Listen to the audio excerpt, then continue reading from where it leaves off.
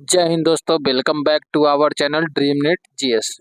अगर आप SSC, BPSC, railway या किसी भी कम्पिटिटिव एग्जाम की तैयारी कर रहे हैं तो आज का ये करंट अफेयर्स का वीडियो आपके लिए बहुत महत्वपूर्ण है, क्योंकि इसमें ऐसे सवाल हैं जो आपके एग्जाम में डायरेक्ट आ सकते हैं।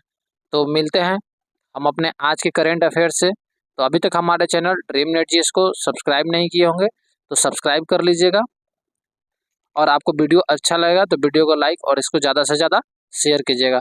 तो हम स्टार्ट करते हैं आपकी अपनी न्यूज पेपर वाली करंट अफेयर्स की क्लास की पहली क्वेश्चन से। तो पहला क्वेश्चन जो हमारा है वो अभी हाल ही में पूर्व कांग्रेस मंत्री, मतलब पूर्व केंद्रीय मंत्री और कांग्रेस के नेता रही हैं मोहसिना मोहसिना किदवई, उनका निधन हो गया। मोहसिना किदवई का निधन हो गया है 94 वर्ष की उम्र में। ठीक है, 94 वर्ष की उम्र में उनका निधन हो गया है। और वो उनका जन्म जो है 1 जनवरी 1932 को यूपी के बाराबंकी में हुआ था। अगर बात करें इनके कैरियर का, तो इन्होंने पहली बार है छत्तीसगढ़ से राज्यसभा सदस्य चुनी गई थी। और उसके बाद 1978 के उपचुनाव में 1980 में और 1984 में मेरठ से सांसद बनी थी। और 2004 से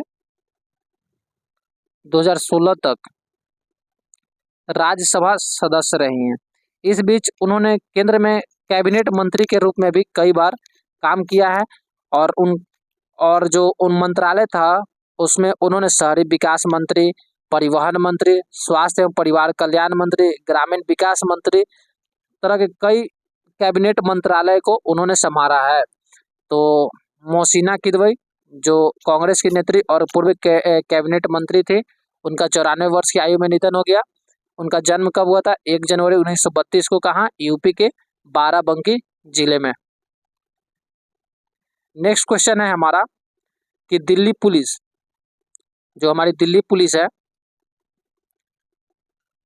वो एक ऑपरेशन की, ऑपरेशन का नाम है ऑपरेशन साई हॉक।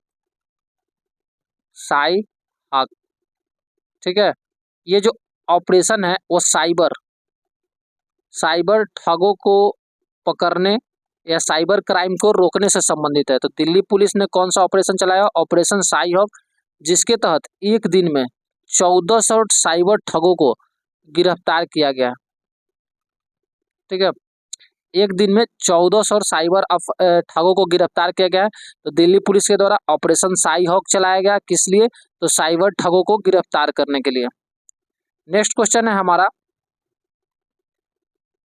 राष्ट्रीय संसदीय सम्मेलन 2026 का आयोजन गोवा में, राष्ट्रीय संसदीय सम्मेलन का आयोजन गोवा में किया जा रहा है, जिसका उद्घाटन हमारे लोकसभा अध्यक्ष ओम बिरला जी ने किया है।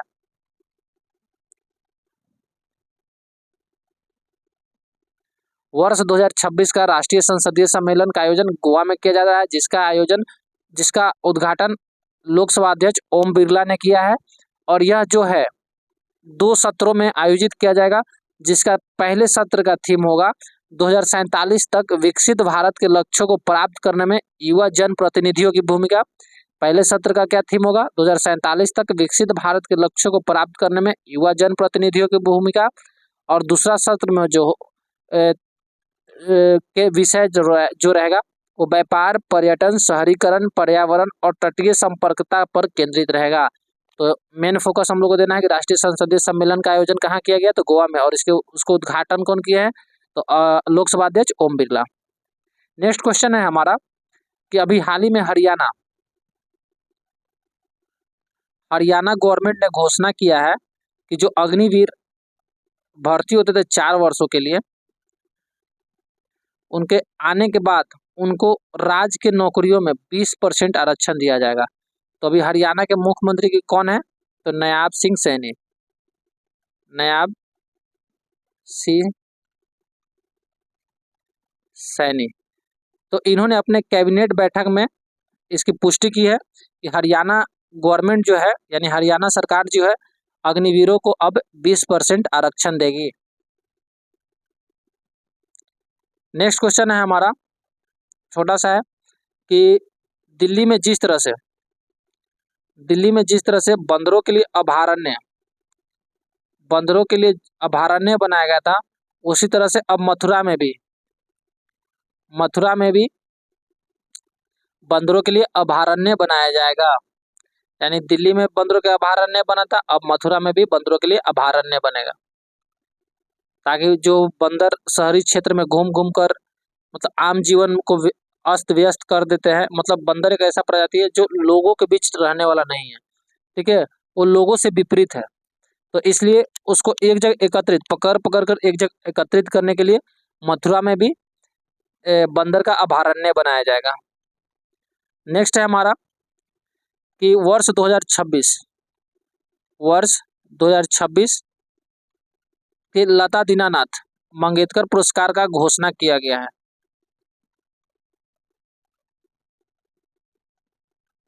लता दीनानाथ मंगेशकर पुरस्कार की घोषणा की गई है, जिसमें इस वर्ष जो है कैलाश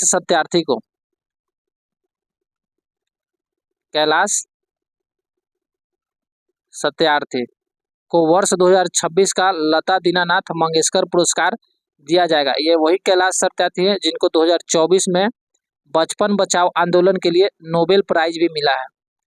2014 में इनको नोबेल प्राइज मिला है, किस लिए? बचपन बचाओ आंदोलन के लिए। तो जब बात करें लता दीनानाथ मंगेशकर पुरस्कार का, तो इसका शुरुआत साल 2022 में किया गया था।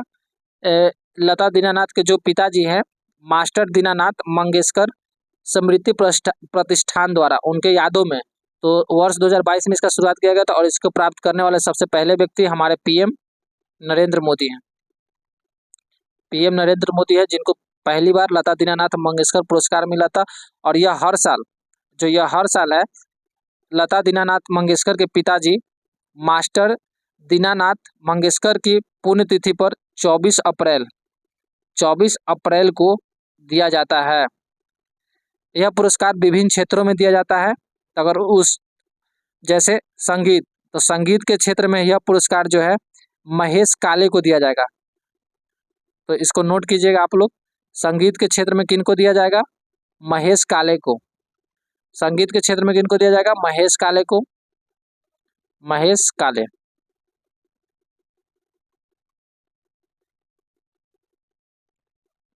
संगीत के क्षेत्र में महेश काले को।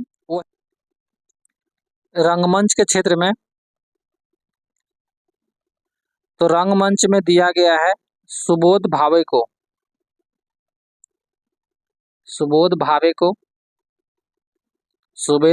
वही संगीत के क्षेत्र में यानी सिनेमा के क्षेत्र में, सिनेमा में रवीना